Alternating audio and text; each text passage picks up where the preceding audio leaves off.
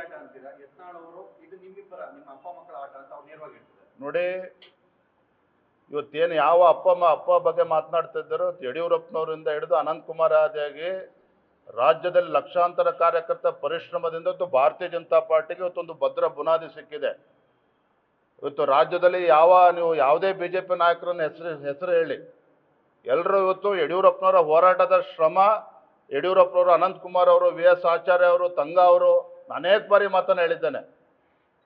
ಆದರೆ ಯಡಿಯೂರಪ್ಪನವರಂತ ಒಬ್ಬ ಹೋರಾಟಗಾರನನ್ನ ಯಾವ ಯಡಿಯೂರಪ್ಪನವರು ಪಕ್ಷವನ್ನೆಷ್ಟು ಎತ್ತರಕ್ಕೆ ತಂದಿಟ್ಟಿದ್ದಾರೆ ಅಂತ ಯಡಿಯೂರಪ್ಪನವ್ರ ಬಗ್ಗೆ ಅಪಮಾನವನ್ನು ಕೂಡ ಕಳೆದ ಒಂದು ವರ್ಷದಲ್ಲಿ ಸಹಿಸಿಕೊಂಡು ಬಂದಿದ್ದೇನೆ in the interest of the party. ಇವತ್ತು ಯತ್ನಾಳ್ ವಿರುದ್ಧ ಕೇಂದ್ರದ ವರಿಷ್ಠರು ತೀರ್ಮಾನ ಮಾಡಿದ್ದಾರೆ, ಯಡಿಯೂರಪ್ಪನವ್ರ ತೀರ್ಮಾನನೂ ಅಲ್ಲ, ವಿಜೇಂದ್ರ ಅವರ ತೀರ್ಮಾನನೂ ಅಲ್ಲ. ಇವತ್ತು ನಮ್ಮ ಕೇಂದ್ರದ ವರಿಷ್ಠರು ಏನು ನಿರ್ಧಾರ ಮಾಡಿದ್ದಾರೆ, ಆ ನಿರ್ಧಾರ ಆಗಬೇಕು ಅಂತೇಳಿ ನಾನು ಕೂಡ ರಾಜ್ಯದ ಅಧ್ಯಕ್ಷನಾಗಿ ಯಾವತ್ತೂ ಕೂಡ ಕೇಂದ್ರಕ್ಕೆ ಒತ್ತಡವನ್ನ ಹೇರಿಲ್ಲ. ಇದು ಪ್ರಾಮಾಣಿಕವಾಗಿ ಹೇಳ್ತಾ ಇದ್ದೇನೆ.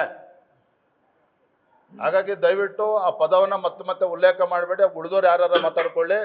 ನಮ್ಮ ಪತ್ರಿಕಾ ಹಾಗೂ ಮಾಧ್ಯಮದ ಸ್ನೇಹಿತರಿಗೆ ಗೊತ್ತಿರಲಿ, ಇವತ್ತು ಕೇಂದ್ರದ ವರಿಷ್ಠರು ತೆಗೆದುಕೊಂಡಿರ್ತಕ್ಕಂಥ ತೀರ್ಮಾನ ಅದಕ್ಕೆ ಯಡಿಯೂರಪ್ಪನವರು ಹೊಣೆಗಾರರಲ್ಲ, ವಿಜೇಂದ್ರನ ಹೊಣೆಗಾರರಲ್ಲ.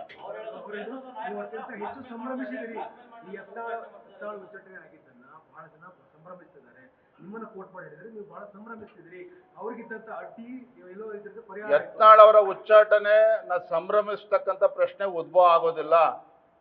ಅಂತ ಮನಸ್ಥಿತಿ ನನಗೆ ಇದ್ದಿದ್ದೇ ಆದ್ರೆ ರಾಜ್ಯದ ಅಧ್ಯಕ್ಷನಾಗಿ ಮುಂದುವರಿಯೋದಕ್ಕೆ ನಾನೇ ಹೇಳ್ಬಿಡ್ತೇನೆ. ಇವತ್ತು ಪಕ್ಷ ಬಾರಿಲ್ಲ. ನನ್ನ ಮುಂದೆ ಇರ್ತಕ್ಕಂಥ ಗುರಿ ಇವತ್ತು ರಾಜ್ಯದ ಮುಖ್ಯಮಂತ್ರಿ ಆಗಬೇಕು ಅಂತ ಹೊರಟಿಲ್ಲ.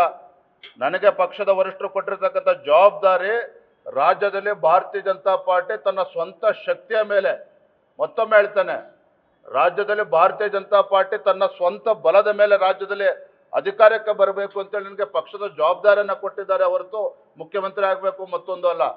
ಹಾಗಾಗಿ ನಾನು ನಮ್ಮೆಲ್ಲ ಮಾಧ್ಯಮ ಸ್ನೇಹಿತರ ಮೂಲಕ ನಮ್ಮ ಪಕ್ಷದ ಕಾರ್ಯಕರ್ತರಲ್ಲಿ ನಾನು ತಿಳಿಸ್ತಕ್ಕಂಥದ್ದು ಇಷ್ಟೇ, ಯಾವುದೇ ಇದರಲ್ಲಿ ಯಾರೂ ಕೂಡ ಇದರಲ್ಲಿ ಇಲ್ಲ. ಇವತ್ತು ಪಕ್ಷದ ವರಿಷ್ಠರು ಎಲ್ಲವನ್ನು ಕೂಡ ಸಾಕಷ್ಟು ಸಮಯ ಕಾದಿದ್ದಾರೆ. ಕಳೆದ ಒಂದು ವರ್ಷದಲ್ಲಿ ಯಾವ್ಯಾವ ರೀತಿ ಯಡಿಯೂರಪ್ಪನವ್ರ ಮೇಲೆ ಸವಾರಿಗಳು ಮಾಡಿದ್ದಾರೆ, ಯಾವ ರೀತಿ ಹೇಳಿಕೆಗಳು ಕೊಟ್ಟಿದ್ದಾರೆ, ಯಾರ್ಯಾರು ಏನೇನು ಕೊಟ್ಟಿದ್ದಾರೆ ನಿಮಗೆ ಗೊತ್ತಿಲ್ವಾಗಾದ್ರೆ, ಆದರೆ ನಾನು ರಾಜ್ಯದ ಅಧ್ಯಕ್ಷನಾಗಿ ಕಳೆದ ಒಂದು ವರ್ಷದಿಂದ ಯಾವ ತಾಳ್ಮೆಯನ್ನು ನಾನು ಅನುಸರಿಸಿದ್ದೇನೆ, ನೀವು ಅದನ್ನು ಮೆಚ್ಕೋಬೇಕು, ಒಪ್ಕೋಬೇಕು. ಆಗ ನಾನು ಇಷ್ಟೇ ಹೇಳ್ತೇನೆ, ನಾನು ಸಂಭ್ರಮ ಪಡ್ತಕ್ಕಂಥ ಸಂದರ್ಭನೂ ಅಲ್ಲ, ಭಾಳ ಜವಾಬ್ದಾರಿಯಿಂದ ಮಾತನ್ನು ಹೇಳ್ತಾ ಇದ್ದೇನೆ. ಇವತ್ತು ಆದರೂ ಕೂಡ ಯಾಕೆ ಪಕ್ಷದ ವರಿಷ್ಠರು ತೀರ್ಮಾನ ಮಾಡಿದಾಗ ಆ ಪಕ್ಷದ ತೀರ್ಮಾನವನ್ನು ನಾವು ಒಪ್ಕೊಳ್ಬೇಕಾಗ್ತದೆ, ಪಕ್ಷವನ್ನು ಮುನ್ನಡೆಸಬೇಕಾಗ್ತದೆ.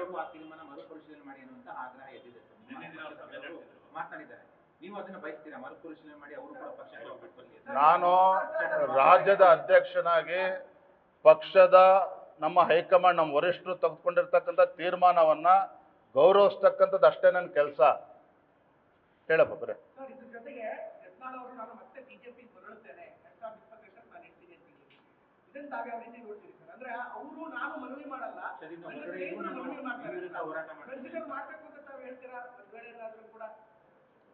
ನೋಡ್ರಿ, ಇದೆಲ್ಲವೂ ಕೂಡ ಪಕ್ಷದ ಹೈಕಮಾಂಡ್. ನಾನು ಇದ್ರ ಬಗ್ಗೆ ಅಭಿಪ್ರಾಯನೂ ಕೊಡೋದಕ್ಕೆ ಹೋಗೋದಿಲ್ಲ, ಅದ್ರ ಬಗ್ಗೆ ಏನು ಹೇಳೋದಕ್ಕೆ ಹೋಗೋದಿಲ್ಲ.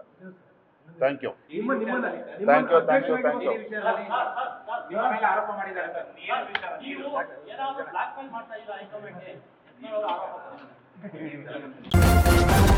ನ್ಯೂಸ್ ಫಸ್ಟ್, ನಿರ್ಭೀತಿಯಿಂದ ನಿಮ್ಮ ಪರವಾಗಿ.